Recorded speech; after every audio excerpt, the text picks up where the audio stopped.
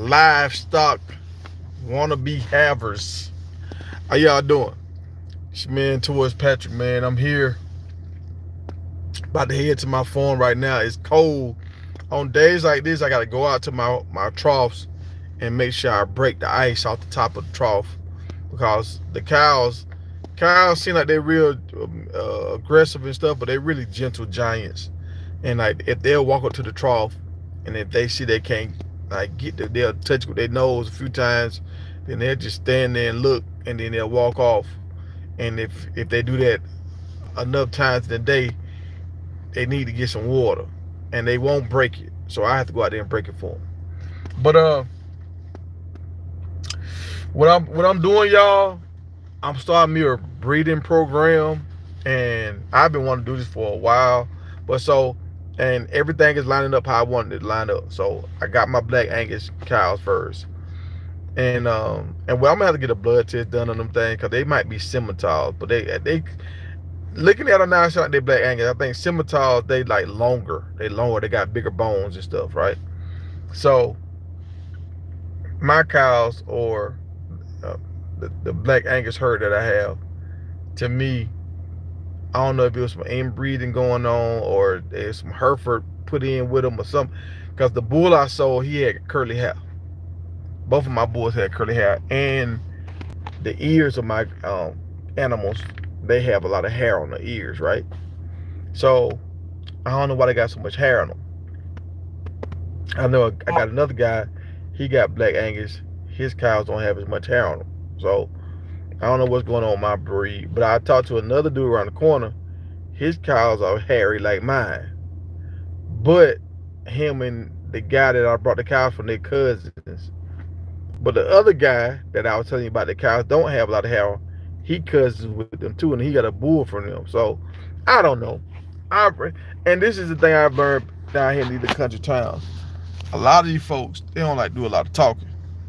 Cause the more you talk, the more people know. So sometimes they don't want to let you know too much. Let you think what you're gonna think. They ain't gonna let you know what you need to know. They're gonna let you think whatever you think you know, and that's what you're gonna know, right? So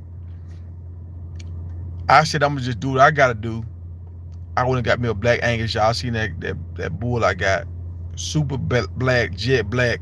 So when you cross a Angus with a Brammha, or a Brammha with a Hereford, with a Charolais, with whatever, it's supposed to boost the genetics.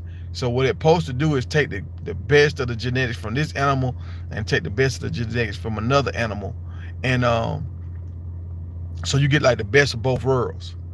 So what I should get darker cows. The Brammha has thicker skin because when they come from like South America, so from Brazil and stuff like that. Like the first Brahmas that was brought over here was way back in like 1928 or something like that. And they took a cross between two of the best bulls from Brazil and India. They took a cross. Well, first it was from two bulls from India, and then they took a bull from Brazil too. And they it started in South Carolina, then they had more breeders in Texas, and they expanded everything, right? The reason why they brought these cows into the country, because a lot of the cows that we had was from like Scotland and England, all them cold places, right? So they cows was bred for cold winters. So that works good in Montana and all that stuff, and New Jersey, Pennsylvania. But when you start getting down to Florida, Texas, Louisiana, all that stuff, the Carolinas, they needed a cow that was more hardy. So that's why they introduced the Brahmas. So I stay in a spot where it's technically a wetland, right? I stay right next to a river. A lot of cows can't stand if it's a lot of raining. They hooves and stuff will start to hoof rot. Like dairy cows real bad. But Brahmas can stand in water. They can stand in water and eat the vegetation in water every day, and they'll still be good. It's like how you got it's some kind of buffalo, the water buffalo, how they can go up on the water and swim and all that kind of stuff. It's some cows are adapted to be in the water more. And since these Brahmas came from South America, where it rains more, Brazil and all that kind of stuff, where it rains more, Their bodies are they have looser skin, thicker skin, so it stops the bugs and stuff, mosquitoes from biting them. It's harder for a bug to really bite them. And I don't know if y'all saw the flies and stuff that was on my cows this past year. I got a lot of big yellow flies out there, yellow jackets, a lot of horse flies out there. And like at nighttime, the horse flies, they cover my truck up. So I know my cows are getting beat up bad. I see them, they'll lay down at night sometimes because they're trying to get away from the bugs. If y'all ever see a horse where his skin is kind of like shaking real quick, his muscles are shaking, I never knew what that was. But what's going on with that, and Brahmas are known for doing this, when their skin shakes like that, it's harder for these flies and stuff to get a good little bite on them. So their tail can't reach everywhere on their body. So on their chest and all that kind of stuff, on their back, they have their skin to shake like that, and it'll throw the flies and the bugs and stuff off while they can't get a good grip on them. They can't bite them like they want to. So that's the main reason why you want to bring a Brahma to your herd. They're more resistant to bugs and diseases and stuff. Brahmas are so resistant to bugs. If you try to use the spray that you spray on cattle to repel bugs, you can actually get your Brahma sick. Right? They're allergic to that, right? So when I cross the Brahma with the Angus, you're gonna get a thing called the Brangus. So a Brangus, when you cross them, they supposed to get like 10% bigger. So my Angus cow should be bigger. You know, if they bigger, that means that's more meat. They should have tougher skin. They should be more disease resistant. Now, I keep hearing different stories about Brahmas have big calves, and then I heard some videos when they said they got small calves, but once they get on the ground, they grow faster. The good thing about a Brahma that's different from an Angus, in the summertime, especially in Florida, those black Angus, when it's hot, they go get up on a tree. Y'all see those Brahmas that have that big hump on their back? It's kind of like a camel. They can still go out in the sun, and that back kind of that big hump regulates their temperature or whatever. So they can go through droughts and stuff. They can go through pouring down rain for multiple days and don't get sick. So they can adapt to almost anything when it's kind of like heat related, water related. They don't work too well in the cold, but they can survive in the cold as long as you don't have them in the snow for like months and months and months. So the black Angus is better for meat. The marbling, when they say marbling, what they talking about with that, y'all, is the fat in the meat. So the more fat you have in the meat, it's easier to chew. When you cut it, it's easier to chew.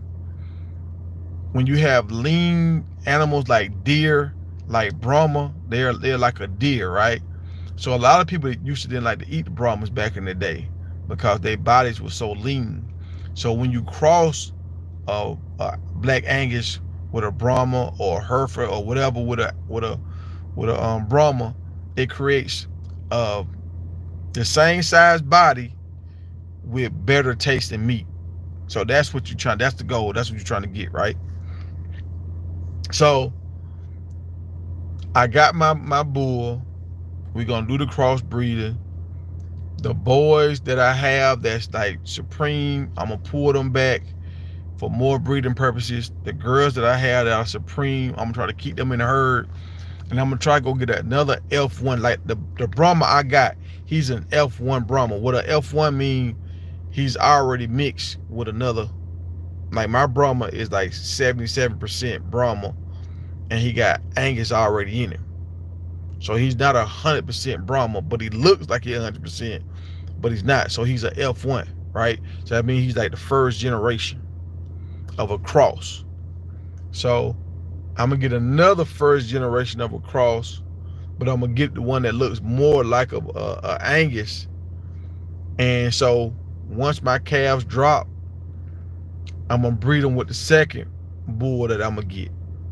So once they go through that second round, they should be exactly what you want. You should have a nice looking bull. He's gonna have some extra skin, but he's not gonna have as much as a Brahma. He's gonna have a wide body. He's gonna fill out, He's gonna still have that stocky body, kind of like a black Angus. He won't be as muscular like a Brammha, but they're gonna put on weight like a Brammha, and they should have small calves. And they say the mother's supposed to be able to. Brahma cows are better mothers. They say they can have kids all the way up to 15 years. Most black Angus, after about year 12, they done. So with the crossing, now I have the black Angus gene with a mother that can produce for like 15 years. So now I might can get like 13 calves out of this instead of only getting like 10 calves out of it. So that's the whole plan, what I'm trying to do. And since my cows won't be registered, like I'm not gonna go through all that process of getting them certified and everything.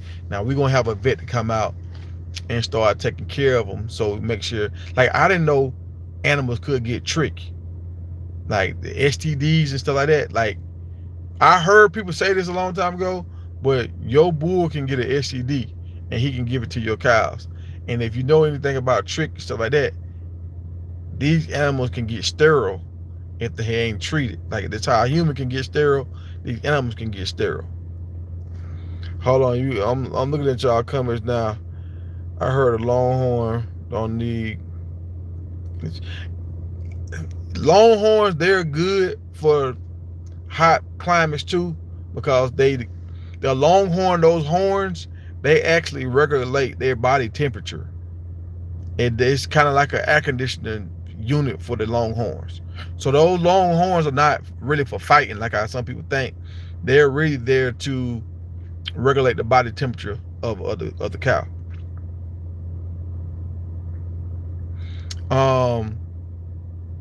What I'm talking about is cows and breeding. What you talking about, my boy? We talking about we got a farm.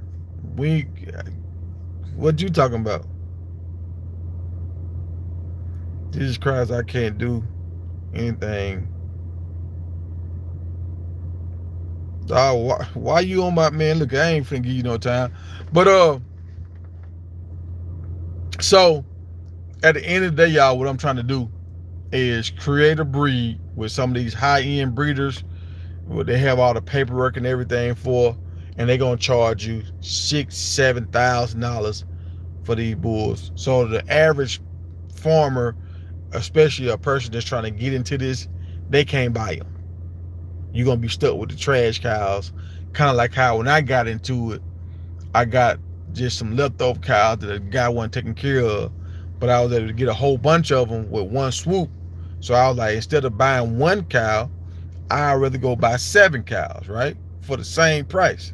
So I did that. But now that I'm finna bring in this better blood with this black Angus, this F1 is already mixed, now I'm gonna increase the value of my herd. If I get another bull and do it again, I'm gonna increase the value of my herd. And now with these calves that I get, I'm gonna go buy mama calf pairs. When I'm gonna take my little small calves, take 2 of them, sell them, then I'm gonna go back and buy me a mama cow pair from a outfit that got quote unquote the bloodline, the paperwork, the shots, all that kind of stuff already ready to go. I'm gonna go buy some of those and put them in my herd. So now I'm gonna end up having the cattle, the females that are A1 blood, and then I'm gonna have bulls with A1 blood that can produce big cows, good beef, small cattle, babies, calves.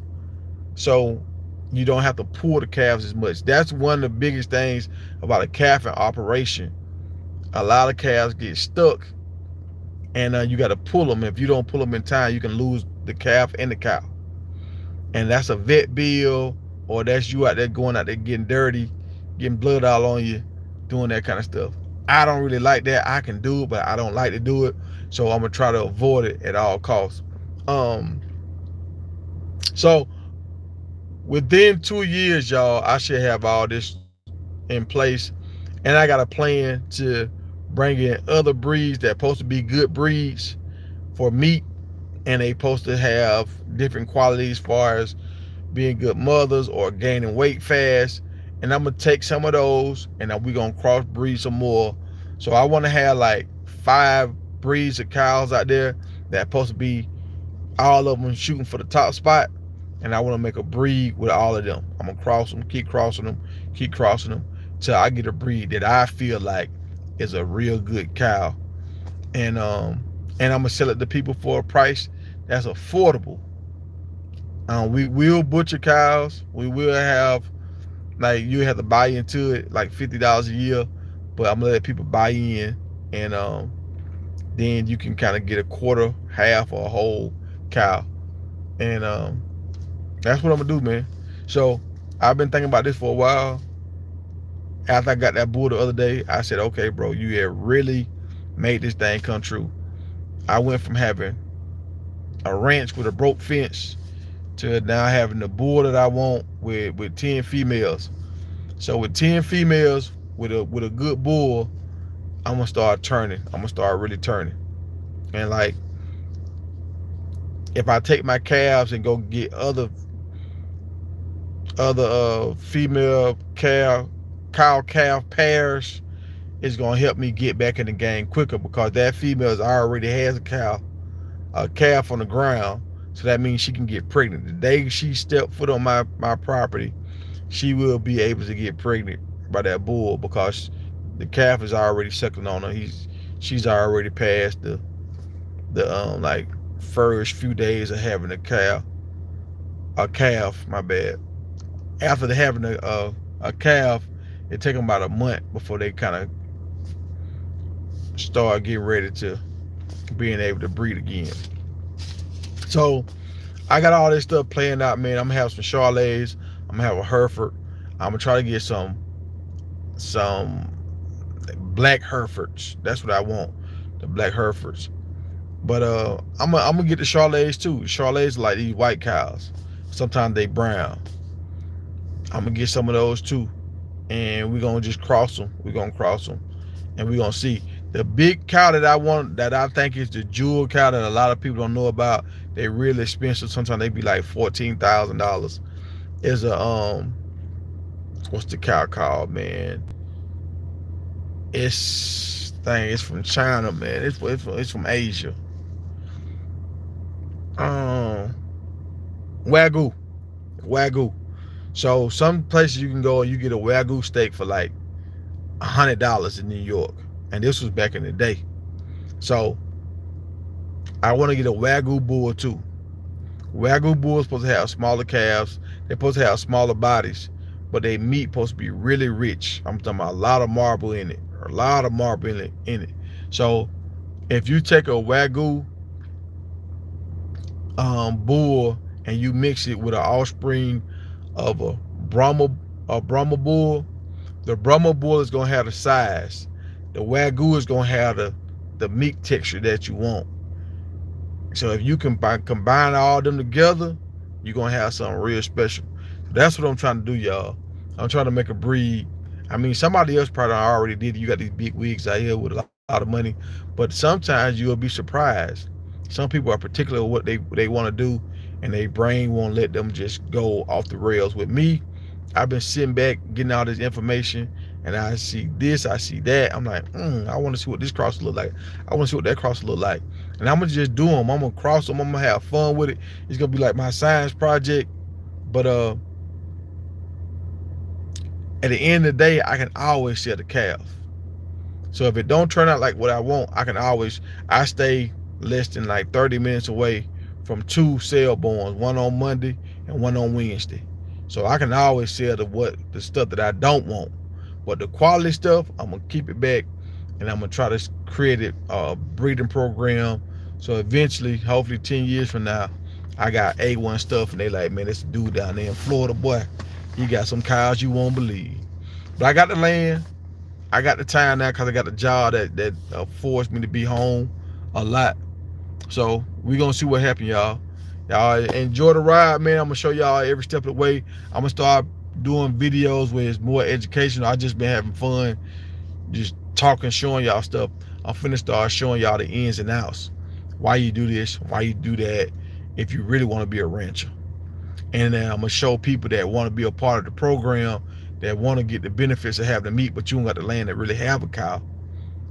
I'm gonna better show y'all what you can look forward to if you get in the program, what's the perks and the benefits. And I'm gonna let people come out to the farm too. But it's gonna be kind of like a reservation only. Like, you're gonna have everything. I'm gonna have to know time, date, everything. It's gonna be certain days out the year I'm gonna open the ranch up, because I ain't trying to have like people coming in and out all the time. I don't really like people like that for real. So I don't want to have to deal with people every week. I don't want to do that. I don't want to do that. I've seen places that have lines all the way down the street, people coming in to see their place, and I know eventually I'm gonna have some cows like that that's gonna be like real special. But I don't want that many people being in my space every day. But all right, y'all, I'm out of here. I'll see y'all next time.